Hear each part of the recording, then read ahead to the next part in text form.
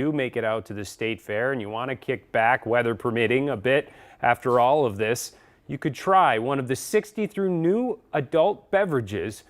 Creative brews have become a fair tradition, of course, in the last few years, but as Gordon explains tonight, this year in particular, helping many withstand a bit of the storm within their own industry.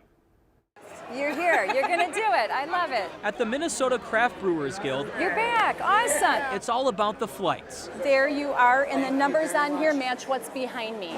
where beer lovers can taste 4 beers at a time from 90 breweries that rotate their beer every few hours. It's a good way of connecting the consumer to beers that they wouldn't normally have access to. Bob Galligan with the Guild says it's a rare opportunity for small breweries There you go. to quickly make a name for themselves. Talking with different actual guild leaders from across the country, no other state fair really celebrates the craft beer culture the way that the Minnesota State Fair does. That's always the dream in Minneapolis, especially. How do I get part of the state fair? For brand new breweries like Padraig's in Minneapolis, We just passed our 1-year anniversary last week. getting into the fair is like a dream come true. There's an app, an online app called Untapped that people rate their beers in. So we're watching on Untapped and we can tell when they're serving our beer. They cycle through the beers here, the different breweries, and we can tell when people are tasting our beer and rating it. And we're very happy we're getting very high ratings. And with every high rating, hopefully a new customer. We're already seeing that. We see people come from the state fair over to the tap room. Across the street, local winemakers are also reaching new customers. There's very few places a small business like ours can get exposure to literally hundreds of thousands of people within a 10-day period. It's just amazing. Kyle Peterson from Winehaven Winery partners with a few other wineries to host the Minnesota Wine Country booth every year. We're still hearing, oh, I didn't know you could grow grapes in Minnesota. People can come inside, try some of the fruits of our labor, so to speak.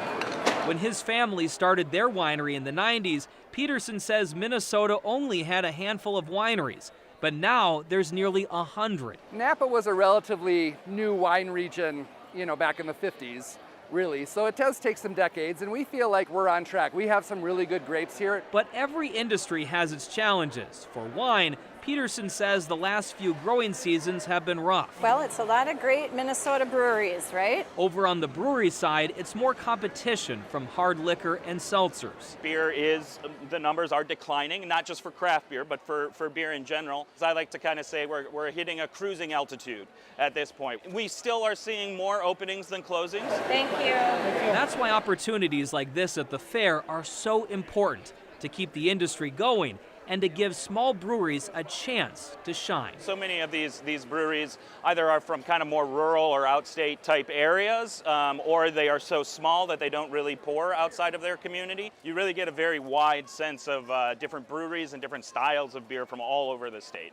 To stay competitive, a lot of the breweries are experimenting with different types of drinks. These right here are all NA beers. There's no alcohol in them whatsoever. It's actually one of the flights here at the State Fair that you can come out and sample. And the Brewery Guild actually tells me that 3 years ago, only a handful of their members were serving NA beer. Now a majority have them on their menu.